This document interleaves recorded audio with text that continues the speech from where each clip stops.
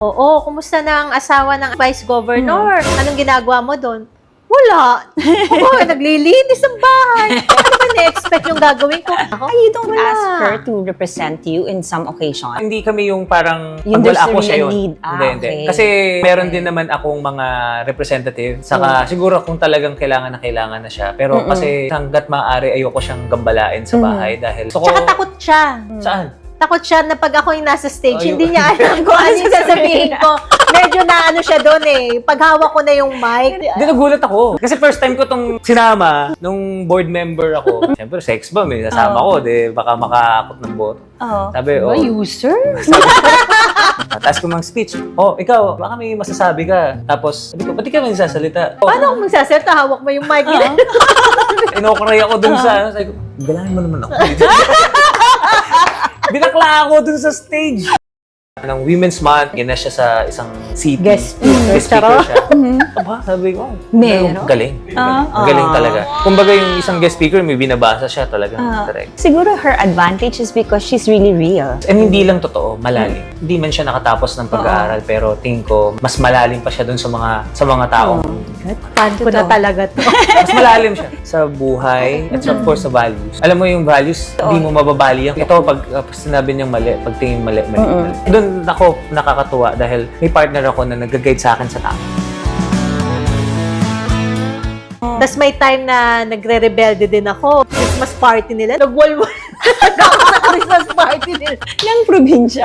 Party ng sanggunian. Nagja-judge ako. Andi dito yung iniinom ko. Lahat mga asawa nung ano. Syempre, mga nakaganon, di ba? Yung asawa ko, lasing, nag-gano ng damit dun sa... Kasi nga parang may fashion show, ganyan. O, parang gusto ng mga staff namin, si Ma'am Sunshine daw nila yung mag-sample. Sample lang, mukhang siya gusto niya maging winner kasi may pa-off shoulder pa na. Tapos yung mag-judge ka ng sayawan, di ba? Ako lang may hawak talaga na alam. Tapos, why? Galingan niya! Bakit pa ako? Tapos kinabukasan, mainit yung ulo niya sa akin. Pero hindi niya ako, Hindi lang ba sigawan? hindi niya ako minura, hindi niya ako sinigawan. Ang sabi niya lang sa akin, nakakahiya.